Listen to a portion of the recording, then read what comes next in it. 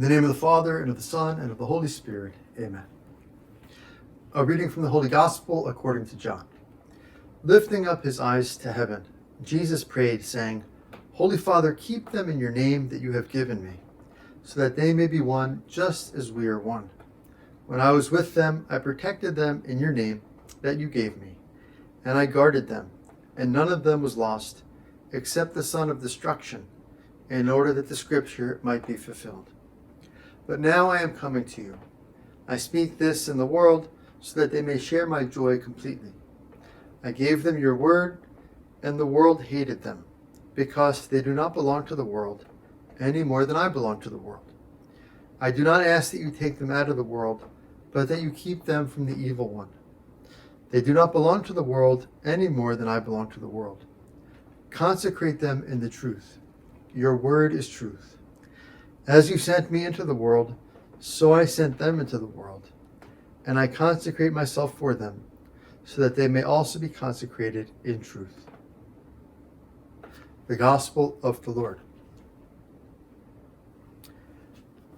Jesus expresses in today's Gospel this intense desire that he has that all of his disciples, all Christians, truly be united. He says, so that they may be one just as we are one, which is an incredible standard of unity, that God the Son and God the Father are one God, right? They're totally united. Jesus says that in the gospel. He says, I and the Father are one.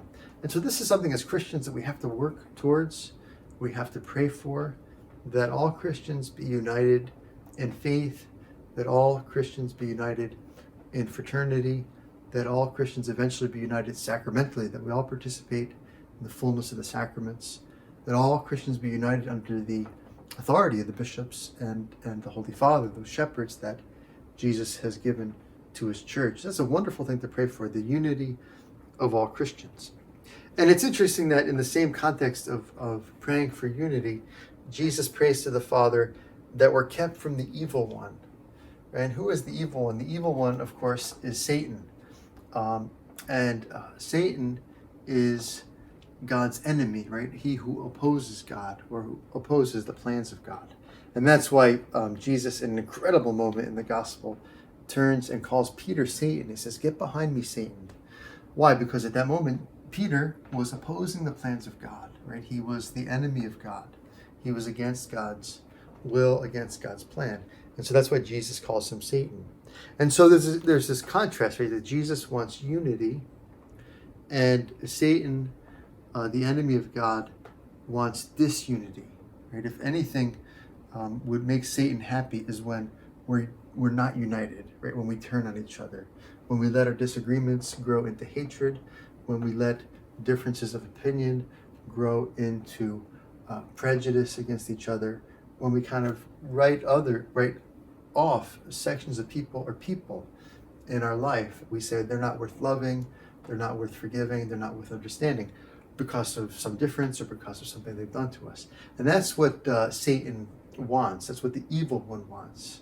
Another word for the devil is diabolos in Greek, which means the scatterer. And so whereas Jesus prays for unity, Jesus wants unity among all men and women, among all his followers, all Christians. The devil, right, the scatterer, diabolos, wants to divide, right, wants to separate, wants to scatter what God wants to bring together. And so we have to look out for this, right? We have to look out for this, especially in our day and age. Everything, there's so many different political opinions. There's so many different ways to look at the same problems. And we can't let differences of opinion, differences of judgment, of how to handle the problems of the world, lead us to be divided against other people, lead us at all to hate or to judge other people negatively. As Christians, we have to be above that. We have to realize, okay, I can have my opinion on this or the other thing. Teachings of the church are another matter, right? We hold to those very firmly, but we can still respect and love and welcome and understand people who don't have those teachings, right, or who don't have the same opinions as we do. And so today we can ask the Holy Spirit, like, give me a big heart. Help me to be someone who unites people, who brings people together, and help me to pray for the unity of all Christians as Christ prays for it here. In the name of the Father, and of the Son, and of the Holy Spirit.